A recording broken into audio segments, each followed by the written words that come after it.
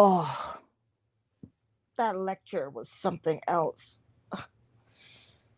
Oh, it puts things into such beautiful perspective, which triggered me to uh, share what I'm going to share this morning. Right? Let me go live. I think I already am live on YouTube and Facebook. Welcome everyone. It is a beautiful Wednesday. Oh yes, it is indeed. The topic today, you get what you are. How do I make this more clear to myself and others? We only get what we are in the world. What do I mean? It means we reap what we've sown. If you plant corn, my friends, what you will get is not peas, not carrots. You will only get corn. So if you have invested time and effort and energy to plant a lifestyle of worry, then you will always have situations to encounter that reinforce your worry. It's nothing new. It is nothing magical. It is simply the truth of the matter. We get what we are. So, how do you get what you want? You get what you want by becoming it. How do we become what we want? We become what we want by assuming that we are it. How does one assume that they are what they want to be?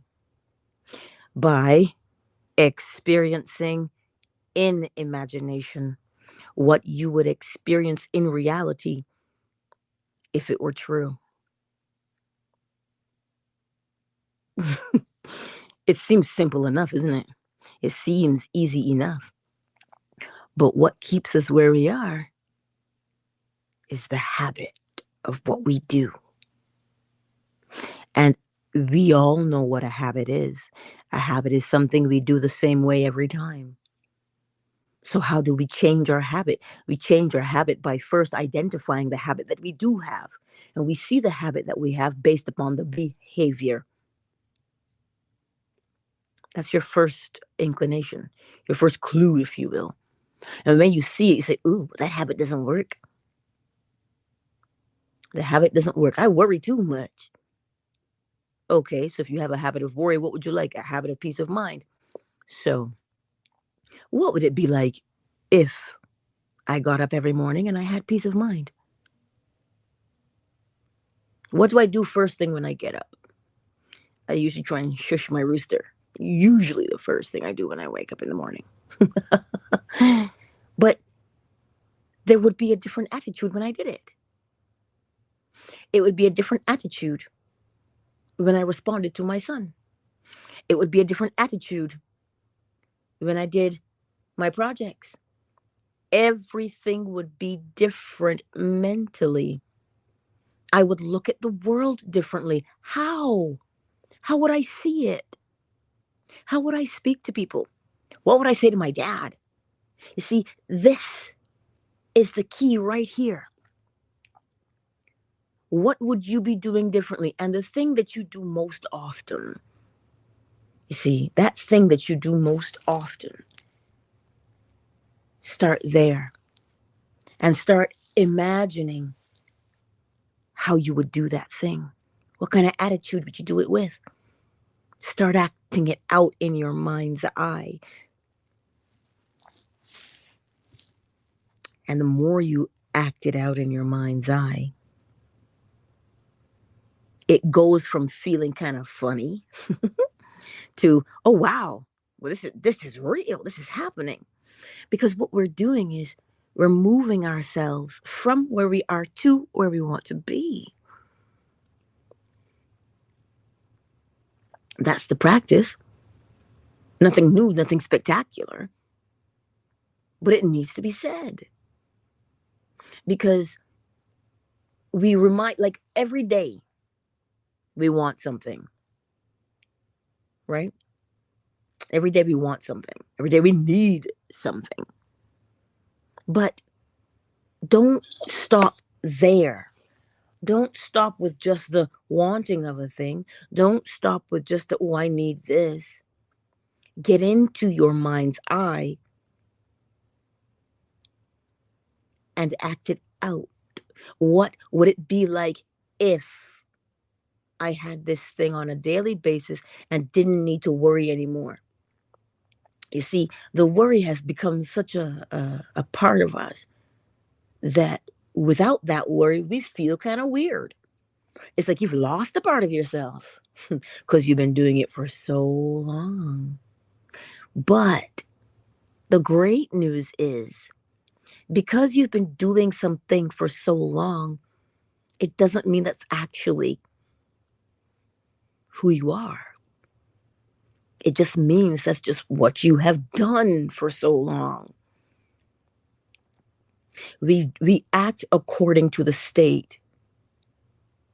So whatever seed of thought and attitude that you have in your mind, that is the harvest you will bring in. No questions asked. None whatsoever. No, are you sure? No, there's nothing like that. That's what you are, then that's what you will experience. Period. Until you change what it is you think about and feel to be true. Remember from the lecture last night, it is not fact that dictates truth, you know. It is the intensity of your imagination. Oh, that sounds kind of woo woo to you? No, my dear friends. It is the placebo and the nocebo effect. They believed what the doctor said. They believed it. Their intensity of their imagination is what brought about the change in their world. It wasn't the sugar pill. Clearly, it wasn't the sugar pill. It was just what they intensely believed to be true became true. And you see, we do it all the time. This is the part I am desperately trying to show you that we do it all the time. If you come across some situation like that guy in the other lecture who says, man, nobody at my workplace likes me. I don't get along with anybody. I don't even know why they don't like me. I haven't done anything to anybody. Funny thing is, it doesn't matter which workplace he goes to. Everybody responds to him in the exact same way. They don't like him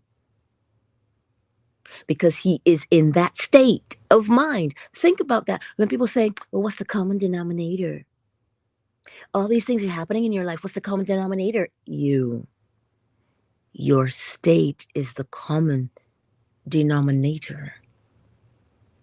So when you identify the state, you begin to see what you are getting and you can predict clearly cause and effect. What are you? What are you? You can predict what you will experience.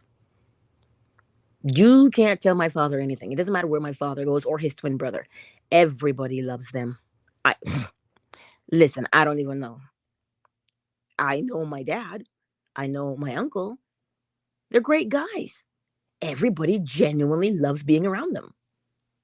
For as quiet as they both are, they're usually the life of the party when they go out. And you're like, what? How does this work? Because they really are just a quiet pair. But they love to laugh. They just do. And wherever they go, it doesn't matter wherever they go, they're loved. Everybody wants to be around them. You can always predict what you'll get when you go out with those two. So you see, what is your state? You see, sometimes we are very quick to react to the state. That's what we do. We react to the state so quickly instead of doing what? Assessing the state. We're supposed to assess the state. Oh, Lord. Okay, okay, okay, okay, big boy. Wait a minute. You were on snooze. Let's put a barrier there and see if that'll. Go ahead if you gotta sing your song. I don't feel like moving. You. Sorry.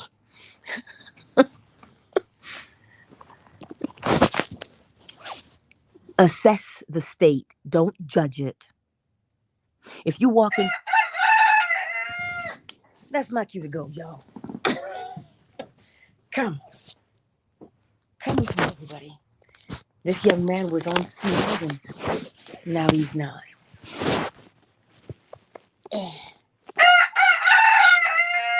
Yes, I love you too, handsome.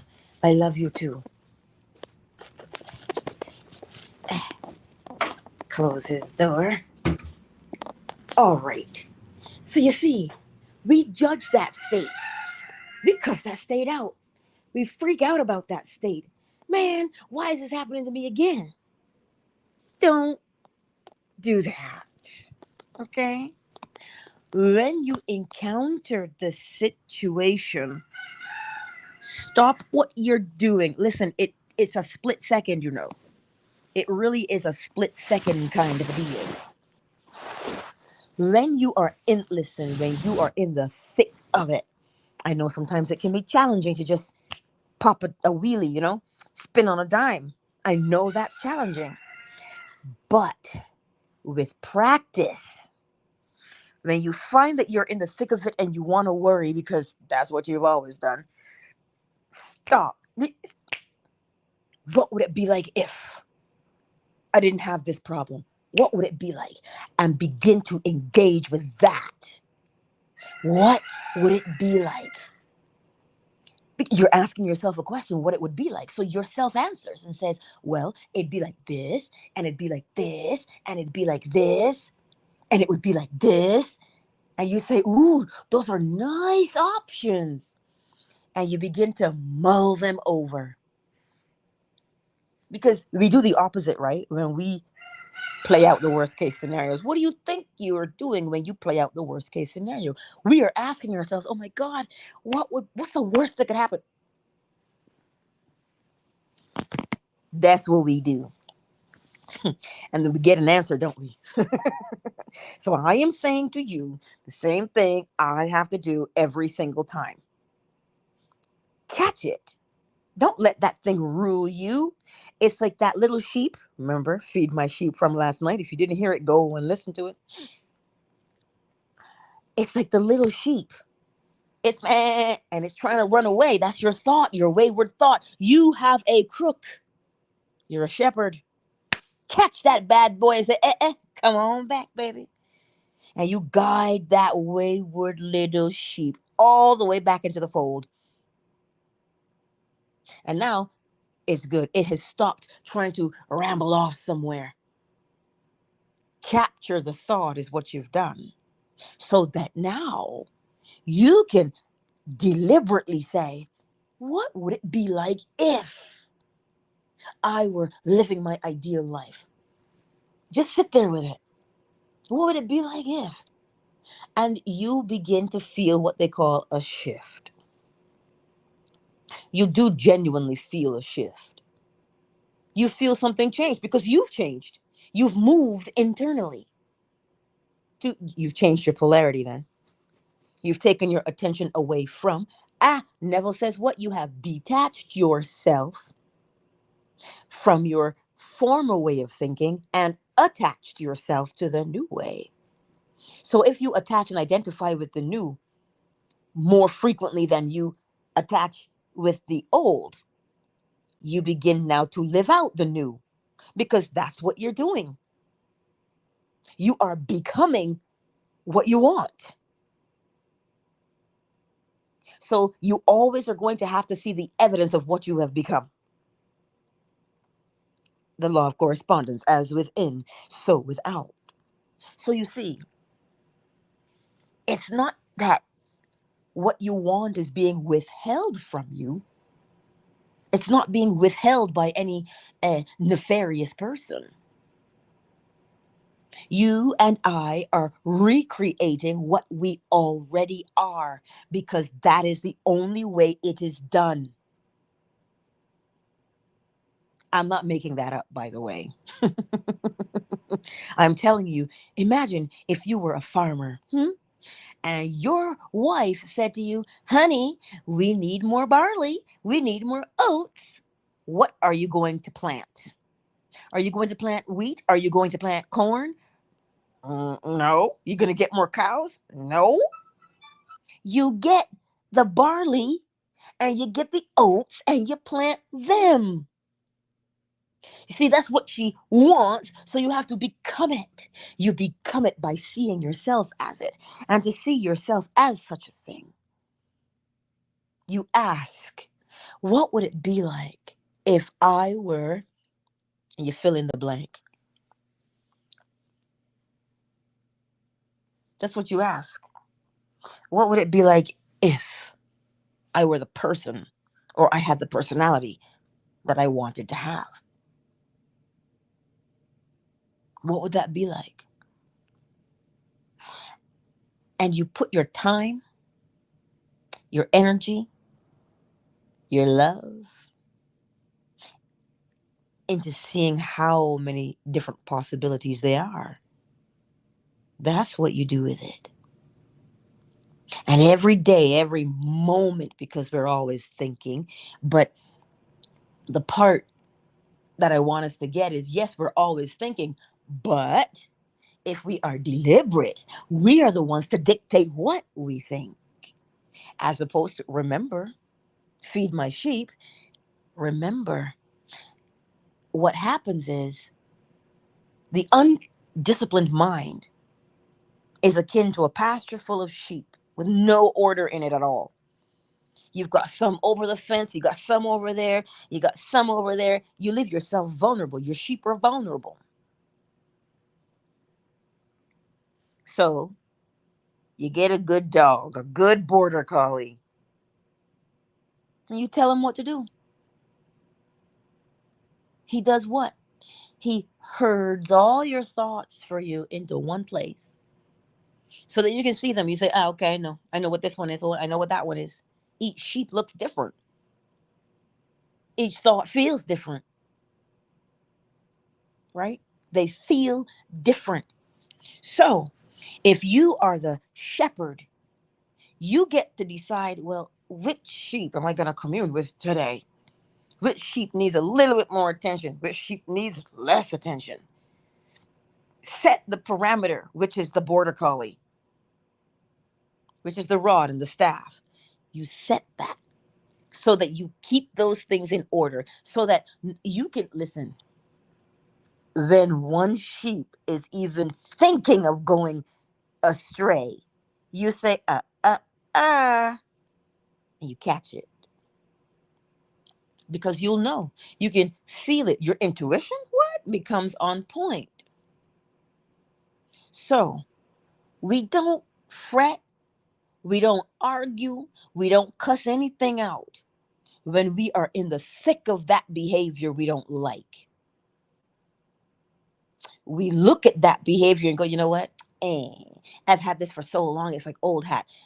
As Jamaicans would say, me don't want that no more. You don't want it anymore. What do you want to become instead? What would it be like if I was this? Well, I would drink my tea with this kind of an attitude. And you begin to feel something warm and fuzzy start in the middle of your chest, when you entertain your new way. Think about it, because if you entertain the worst case scenarios, the dread begins to thicken more and more and more that you think about it. Ponder that for a moment. You see what I'm saying? We are already doing it. When you think of the worst case scenarios, you begin to feel more and more dread. So obviously, if you think of all of the best case scenarios, you begin to feel what? Oh, more excited. For what? All the beauty that could happen. And you pick the one that feels the best to you. Because we all have one of them. This one just feels, this one, this is the ripest one in the bunch. So you pick that one. and you run with it and you mentally rehearse it every day. You do what? Experience in imagination what you would experience in reality if you were the person you say you wanted to be. That's the ripest fruit in the bunch. You pick that one and you do it in your mind's eye. Because every time you practice it, every time you practice it, the stronger it becomes. And remember, the truth is simply the intensity of your imagination. So the more you give credence to it, the more life you give to it by embodying that state, you become what it is that you want to have in your world. Period. Now, sometimes we get to, what's the word I want to say here? Sometimes we meet a little bit of resistance, which is a present belief you have of a thing. Yeah? We will meet that. And sometimes when you meet upon that resistance, you understand. When you meet upon that resistance, it is not there for you to judge and go, oh my God, my life was so hard. I'm never going to change. No, that's not what it's for. It is showing you the seed that you are continually planting, that you are continually reaping. So, what does Neville Goddard say that we can do with that? He says we can revise it.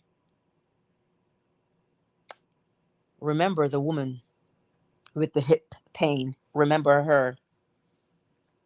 She said what? She said, oh my God, I don't know which doctor I went to. I've been to so many doctors and nobody can fix this problem. Nobody knows what it is. So one night she heard Neville Goddard speak on revision. And then she said, okay, well, let me test out this thing and see if this man has any credibility. So she remembered the original incident because we have memories, yes? She remembered, oh my God, I fell off the swing when I was a wee little girl. So she went back to that memory, and over she would get on the swing until she could jump off the swing without incident because she fell off the swing and was sick for 2 days. That's the original thing that happened to her in her life. But she went back to that memory and she reenacted that memory until she could jump off the swing and stick the landing. Now, when she did it, I don't know how many times it took her. I have no idea. But when she stuck that landing, she said in her imagination, because her mother was the one who came running out. This time around, she said, Mom, come look what I could do. So she went on the swing and she jumped off and she stuck the landing. And then she woke up. Well, fancy that. The pain was gone.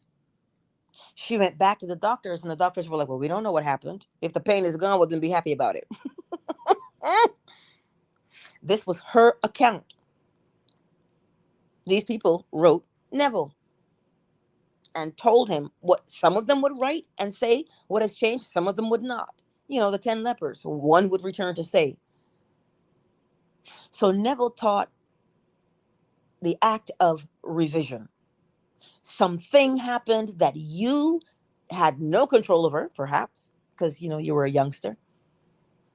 Something happened. Go back into that memory.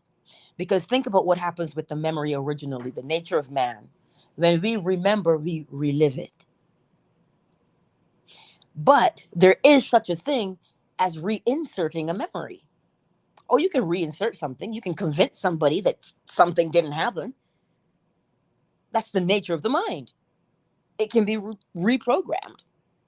So revision then would be to go back to that original incident, fix it the way it should have gone. Don't sit there and ask yourself, man, is this going to work? You don't know till you test it out. Do it over and over and over and over. The only place to do it is in the imagination because you're not 3 anymore. So the only place you can fix this is in the imagination. Because remember, Neville says the things in the quote unquote past don't stay there. They go forward to meet you in the present and in the future. Which means if you are carrying around a wound, an emotional wound of abandonment, neglect, those kinds of things. If you are carrying that around from the past, you are always going to encounter it in the present and the future. Why? Because it is a mental state that you live from. And that's why, as much as you would want to be booed up, but you live under that fear of abandonment, you will never trust the person you end up with because you think they're going to leave you too because you haven't dealt with it. Now, you don't have to cry and try and figure it out. Revise it. Go back to the original memory. But what if you can't remember the original memory? You can remember a memory that contains abandonment. Go back to any of them. The one that stings the most, go back to that one and reenact it and reenact it and reenact it in your mind's eye until you feel it change.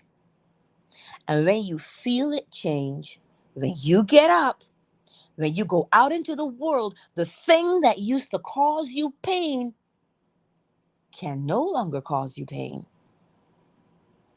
because it's not an open wound anymore. That's how you deal with it, by the art of revision or transmutation. You are taking what used to be painful and reshaping it so that it is no longer painful, so that you will get what you want because you became it, not because you're longing for it. Think about the state of longing. The state of longing can never be fulfilled because it's a state of longing. It's a state of wanting. So how can it be fulfilled? Because it's not a state of fulfillment. It's a state of longing. So we call it pining. You're pining for something. You're just, oh, I really got to have that. I really need it. Stop wanting it and pining for it and become it. Become it by asking yourself, what would it be like if I was living that way right now that I'm longing for? And when you start to play it out in your mind, the different scenarios, right, that show you, when you start to play that out, what happens? Your body says, oh, well, this is happening now, isn't it? Because look at how I feel. Well, keep at it. Persist in that thing over and over and over again until it becomes real to you. That's what you're doing, so that you get what you want because you became it. You became the seed so that you plant it. Now you bear the fruit of it. So that is why you don't get what you want. That's why you get what you are. Because it is, everything follows its own nature. It can't follow the nature of something else. It has to continually recreate itself. Humans recreate humans. Dogs recreate dogs. Cats, they recreate cats, man. That's what they do. So if you have a particular thought running amok in your mind all day, catch that bad boy and subdue it. Not by might, not by power, but by my spirit, says the crow. That's what it is. My little rooster. You've got to capture those thoughts because those thoughts are telling you what you currently are. Don't hate on them. How you gonna hate on it? It's showing you something. Be grateful for what it's showing you so you can assess it and go, huh, that doesn't serve me anymore. Let me revise that. Let me become. We're always in a state of becoming. We're always becoming, constantly molding and shaping ourselves into what we want to be. That is what we do on a daily basis. So let us take a brief moment, shall we, to welcome everyone into the space. Hey, Thick. Hey, it's good to see you, girl. I know C-Staff was here, but he's probably at work now. So then the rest of Twitter will be part of the replay gang. YouTube, who's here? Oh, well, only one of you has made yourselves known in the chat, but there's many of you here. And on Facebook, it's good to see you all. Fan base, who's here? Um, Bull the General. Hello. Hey, Terrell. Hey, Nino. Commander, good to see you. Zesty, Summer Rose. Do, I see you. Dua. Matthias, darling, I see you. Flo Smiles. Stephanie, L. Joaquin, Mgenie, Marquise, Shea Butter, Oracle Treehouse. Hey, Ali was just here. Maybe she's at work now, too. Listen, it is brilliant to see each and every one of you today. Clearly, Lil Bit is excited to see you, too. But practice. Practice. What are you going to practice? You and I are going to practice experiencing in imagination what you would experience in reality were you the person you wanted to be. That's what we do. Why? Because if you do not assume that you're the man or the woman you want to be, you will remain the man or the woman that you are. Period. Listen, that sums it up. This is what it is. So that's what the practice is. We're just practicing daily from moving ourselves from wanting and longing to having. Nobody is withholding anything from you. But we withhold from ourselves by remaining in the state of being unfulfilled. The only way to experience fulfillment is to enter and embody a state of fulfillment. What would it be like if I were ... Play out those scenarios over and over and over again until it feels like you've been doing it your whole life. And you know, the more you love that thing, the faster you'll get there. Oh, well, think about it. If you don't love the thing, how do you enjoy its company so you can stay in its company? You see, love, love, love will keep us together, right? It will. So that's why you do it. It's the love of what it is you are, what you want to become, that will help you to persist in becoming it. Because think about it, if you didn't love it, you get partway through and you go, oh God, this is just too much. And you stop. But it's the love that will sustain you and keep you there. Listen, you think the farmer wants to be a farmer because it pays well? Nah. Truthfully, majority of farmers love what they do.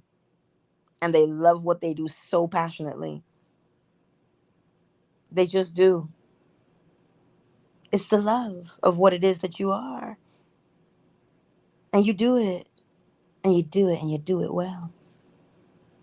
So today, my beautiful friends, as you listen to the bowl, what is it that you want to become? Well, become it in your mind's eye. Listen, it will form a memory for you. Physiologically, the more you ponder something, you keep forming a neural pathway. And neurons that wire together, fire together, and give you a physical experience. That's what it does. Day in and day out. So, my beautiful friends, as you hear the bowl, what is it? Who do you love? What do you want to stick around with? What is that thing that just rouses you up? You know, it riles you up. It just, you just got to do it. Find that when you hear the bowl this morning. Except, of course, if you're driving. If you're driving, well, then you pay attention to the road. The replay will always be there. Or you can sit in your car at lunchtime and bring it to the forefront of your memory. Bring it to the forefront of your thoughts. Hone in on it. and go through all of the scenarios, you'll find one that feels best. And you reenact it over and over in your mind's eye because that's the only place until such time that you have built yourself up so much that the climax is reached. Hmm? Let me get the bowl for us, my beautiful friends. Let me get the bowl. Hey, Solo Breezy. It's good to see ya. Ah, Jeff, darling. Now, there's a name I haven't said in a couple of days. Hmm? Hmm? Yeah, Jeff, I haven't said your name in a while. It's good to see you. Let me get the bowl.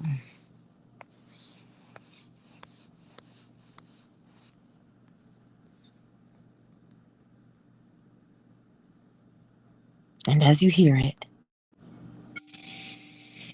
embody, become whatever that is.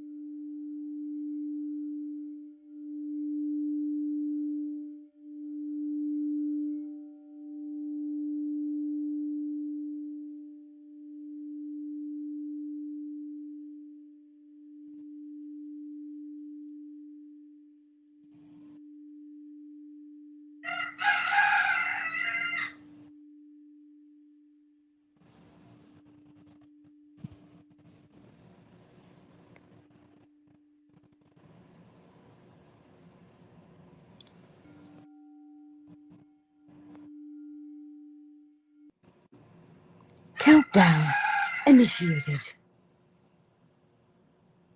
5, 4, 3, 2. Twitter, thank you for being here, Solo Breezy, Thick. And remember, if you want to be part of the retreat for September 2024 to Barbados, slide into my DMs and let me know. And for those of you who have already done it, you are on the list. And as soon as that fills up, we'll have that meeting. It is $900 US for the 5-day stay. You arrange your own plane fare. That is it. So make sure all your stuff is in order. Your passport, yes. And let me know how many of you are coming. Twitter, that's for everybody, right? And if you also have not pre-ordered your Oracle, your Hermetic Oracle cards, please do so. The link is in my bio. For Twitter, on Fanbase, it is the link above. For YouTube and Facebook, it is the first link in the description. It says pre-order. And tonight, remember, we have what lecture tonight? Ooh, let me see. Go down to the potter's house. Oh, yes, the potter's house. That is an important one tonight. So you want to catch this lecture. Thank you, Twitter. You know I love you. Much, much love to you. Twitter is closed. YouTube, Facebook. Thank you for being here, Jeff and A-Not. It is beautiful to see you. The others who've not made yourselves known, I still see you.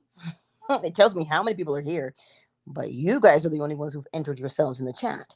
So I will see you tonight, 10:45 p.m. Eastern Standard Time. To the potter's house we go. Indeed. It is sure to be another lit lecture. Much love to you, YouTube and Facebook.